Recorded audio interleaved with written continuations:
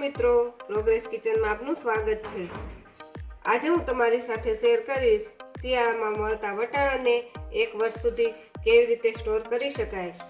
વટાણાને આપણે એ રીતે સ્ટોર કરીશું કે જેથી આપણા વટાણાનો કલર આખું વર્ષ માટે લીલો જ રહેશે અને વટાણામાં સ્મેલ પણ નહીં આવે અને આ વટાણા પોચા પણ નહીં પડે અને કે જે આપણે વટાણા સ્ટોર કરેલા હોય તેના પર વધારે પડતો બરફ પણ નહીં જામે। તો અહીં મેં 2 કિલો જેટલા વટાણા લીધા હતા, તેને આ રીતે મેં ફોલી લીધા છે અને આ વટાણા ફોલીએ ત્યારે આમાંથી જે આવા પૂણા દાણા હોય, ઝીણા દાણા, તે આપણે અલગ કરી લેવાના, કેમ કે આ ઝીણા દાણા હોય તેમાં પાણીનો ભાગ વધારે હોય છે। એટલે જો આપણે ફ્રોઝન કરતા વટાણાની સાથે આ વટાણા નાખીશું તો આ વટાણા જલ્દી ખરાબ થશે અને તેની લીધે આપણા ફ્રોઝન કરેલા વટાણા ખરાબ થઈ જશે।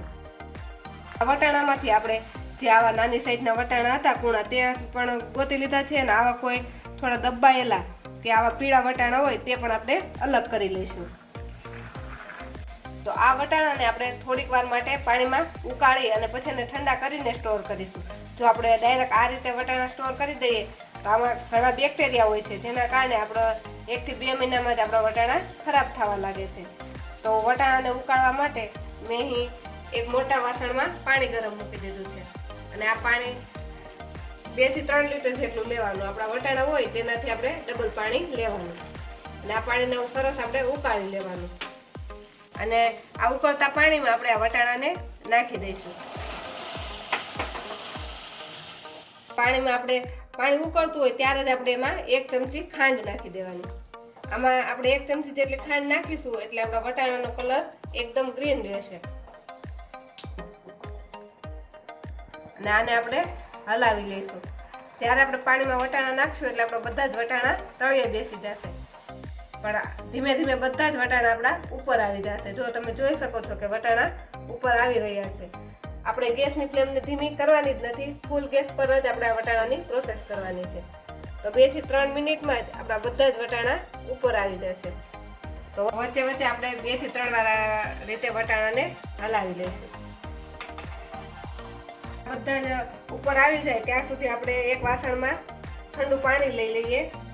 તો અહીં મેં એક વાસણમાં પાણી લઈ લીધું છે અને તેમાં બરફ નાખી અને આ પાણીને ઠંડુ કરી લીધું છે। અહીં આપણા બધા જ વટાણા પણ હવે સરસ ઉપર આવી ગયા છે। તો હવે આ વટાણાને આપણે કાઢી અને આપણે એને ઠંડા પાણીમાં નાખવાના છે। હવે આપણે આ બધા જ વટાણા ઉપર આવી ગયા છે, તેને આ રીતે આપણે પાણીમાંથી નિતારી લઈશું। આપણે જે બરફવાળું પાણી છે તેમાં વટાણાને નાખી દઈશું। આ રીતે આપણે તરત જ વટાણાને ઠંડા પાણીમાં નાખી દેવાના, જેથી આપણા વટાણામાં જે ગરમ થયા હોય અને પ્રોસેસ શરૂ હોય તે બંધ થઈ જાય અને આપણા વટાણા વધારે પડતા બફાઈ ન જાય। પાણીમાં આપણે વટાણા નાખીશું એટલે આપણા વટાણા જેવા લીલા હશે તેના કરતાં પણ એનો સરસ ગ્રીન કલર થઈ જશે। હવે 5 મિનિટ માટે વટાણાને આપણે આ રીતે ઠંડા પાણીમાં રહેવા દઈશું।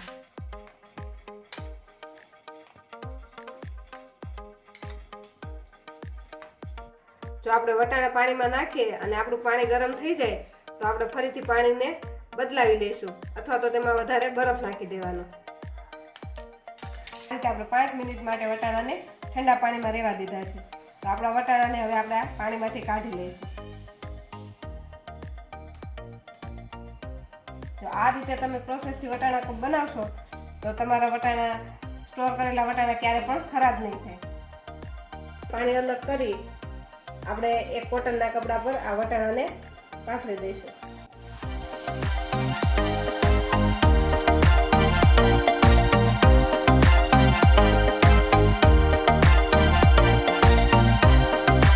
હવે આ વટાણાને આપણે આખા કપડા પર આ રીતે છૂટા છૂટા કરી દઈશું। વટાણા એક પર એક ન રહે તેવી રીતે આપણે એને છૂટા કરી દેવાના। આ રીતે વટાણાને છૂટા કરી આપણે એને થોડા કોરા થાય એટલે કે 5 થી 10 મિનિટ માટે આ રીતે આપણે એને પંખા નીચે કે આ રીતે રૂમમાં એમને રાખી દઈશું, જેથી આપણા વટાણા બહારથી એકદમ કોરા થઈ જાય। નીચે રાખતા આપણા વટાણા એકદમ સરસ આવા કોરા થઈ ગયા છે અને એનો કલર પણ એકદમ ગ્રીન છે। તો હવે આ વટાણાને આપણે કઈ રીતે સ્ટોર કરવા તે જોઈએ। વટાણાને આપણે આ રીતે કોઈ આ જીપલોક બેગ આવે છે તેમાં પણ સ્ટોર કરી શકીએ અને આ રીતે જે એરટાઇટ કન્ટેનર આવે છે સ્ટોરેજ માટેના તેમાં પણ સ્ટોર કરી શકીએ. તો આપણે જો તમે આ ડબ્બામાં સ્ટોર કરવા માંગતા હોય તો આ ડબ્બાની સપાટીને આપણે એકદમ ફૂલ નહીં ભરી દેવાની. આ રીતે આપણે એને સપાટી ડબ્બો હોય તેનાથી 1 ઇંચ જેટલો ડબ્બો ખાલી રાખવાનો. એ રીતે જ આપણે એમાં વટાણાને ભરવાના.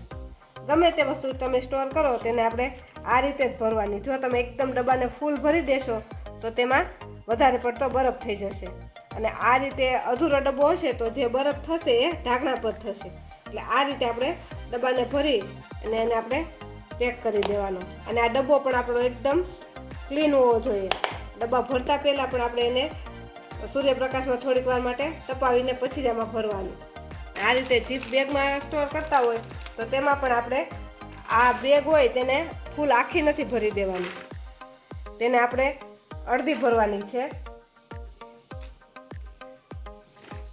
અને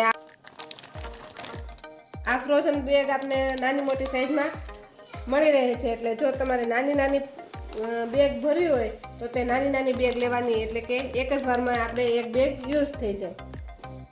બેગ ભરતા હોય તો પણ તેને આપણે અડધી જ ભરવાની, અને બેગમાં બધી વધારાની એર હોય તે આપણે કાઢી નાખવાની. એર કાઢી અને આપણે આ જીપને બંધ કરી દેવાની. અને આ રીતે વાળી એને આપણે ફ્રીઝરમાં રાખી દેવાની.